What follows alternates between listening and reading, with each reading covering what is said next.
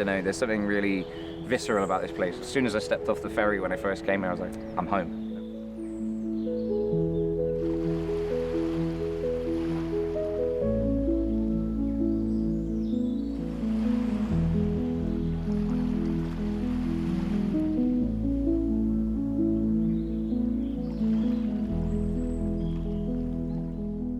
Here on Mull we have quite a healthy population of white-tailed eagles, somewhere in the region of 21, 22 pairs. So golden eagle-wise there's about 26, 27 pairs.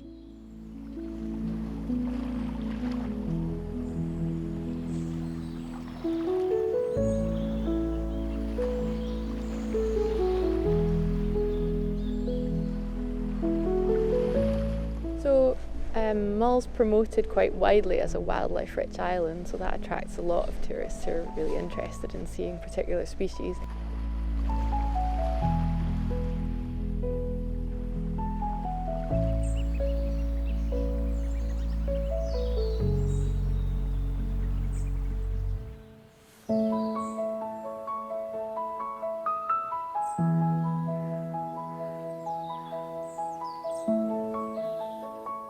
It's nice to see new faces, of course. You know, you sat here all winter staring at the same 10 faces in the pub. It can get very depressing. So to see people from all over the world coming and enjoying, you know, this beautiful island is actually quite nice to see. Obviously brings in a lot of money. We have a lot of cruise ships coming in. We spend money in the hospitality places and things like that.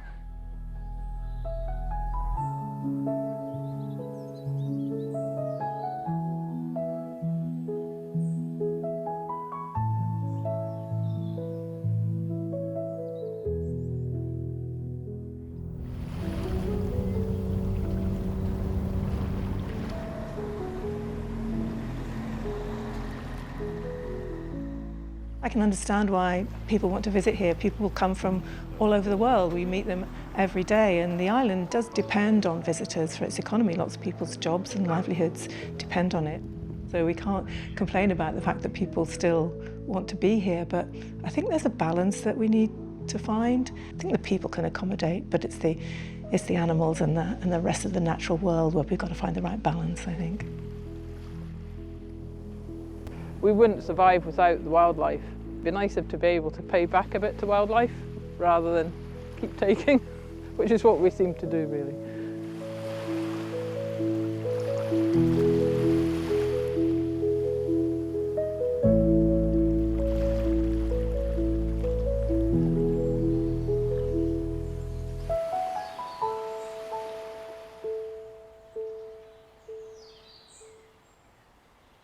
I'm Vaughan. I've been in Mull for about 3 or 4 years now. I actually work on Toby Bay tours. We do little hour-long trips around the harbour.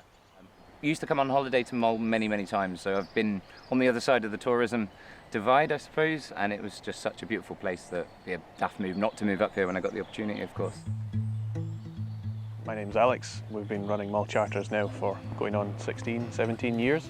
Our main thing that we're known for is working with the white-tailed eagles, and they come down and pick up fish from near the boat, just like they would have done with fishing boats back in the day.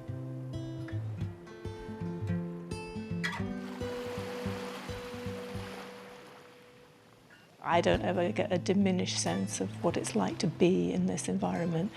It's truly immersive. And that's why we swim as well. Swimming is literally immersive, and it's part of our experience of being here. It's wonderful. I'm Susan Ringwood, and I live on Mull, and I've been here full-time for 5 years now, but was a regular visitor for 42 years before that.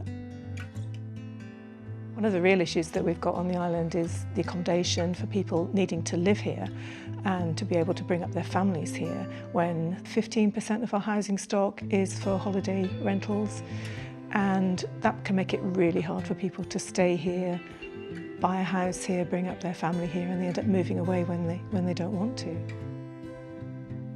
I've got a different perspective on it coming up with some of the works here. I wanted to come up to follow my passion in nature. I kind of see what the appeal and the grandeur of being here is.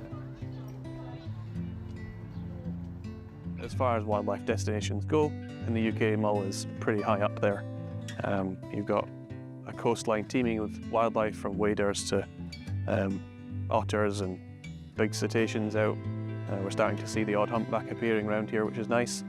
And of course, basking sharks and minke whales, dolphins, right up through your avian predators, right the way up to golden eagles and white-tailed eagles.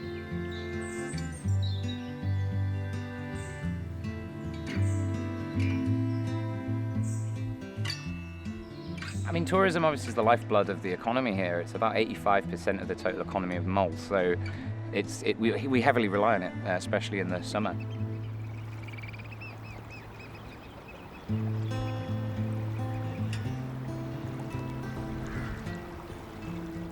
Over the last 15 or so years, the island's definitely gotten busier in terms of wildlife tourism. The difference really is that the shoulder seasons are getting longer, so rather than starting in May, you're now starting at the beginning of April, sometimes in March, and running until end of October. Of course, anytime you have an increase in footfall without a massive change in infrastructure, there are going to be issues. The road networks are sort of struggling to cope a bit.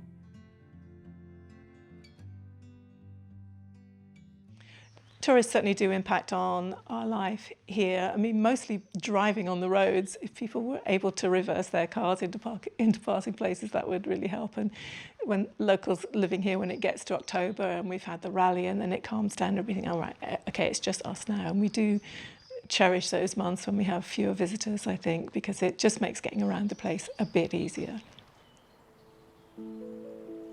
Parking in lay-bys is probably one of the worst issues that we get.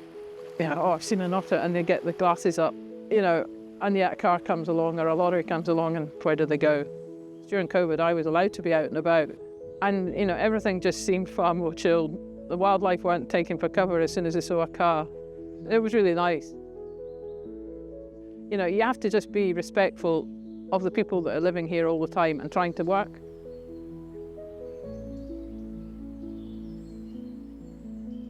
My name's Emily. I'm a countryside ranger here on Mull. I work in a partnership role for Mull and Iona Community Trust, and I also work for the National Trust for Scotland, who look after Iona and smaller islands of Staffa and the Treshnish Isles, and also Berg, which is behind us over here.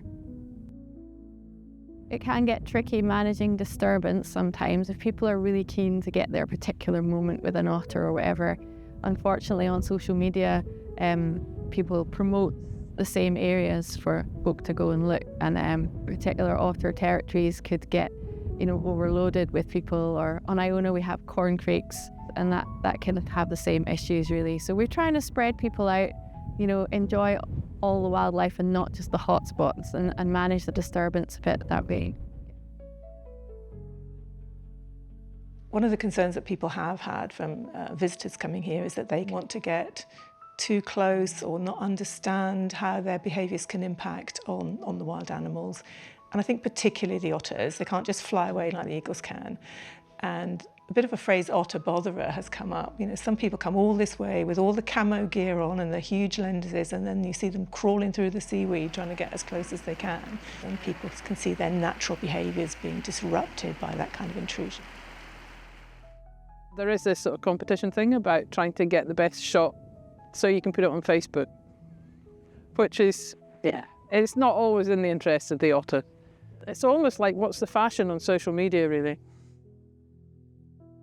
As a ranger service, we try and encourage people to enjoy the holistic experience, I guess. So we've got amazing landscapes, we've got all sorts of small, interesting things that you might overlook if you're just rushing off to see, you know, otters and eagles. So we try and, you know, encourage people to slow down a bit and focus on the whole experience and whatever might cross their path.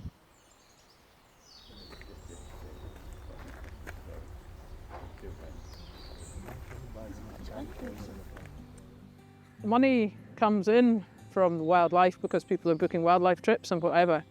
There's not a lot goes back out to help protect the wildlife. I think there's more work to be done on helping people understand how to behave in a bit of a wilder environment. So that's part of our role as rangers as well, is to help people. It's all about balance really, isn't it? We love people to share the wildlife here and get the same enjoyment that we do. My heart sings every time I see an otter as well. I don't want to deny people that joy, but it is making sure that it doesn't negatively impact on the animals and the habitat as well.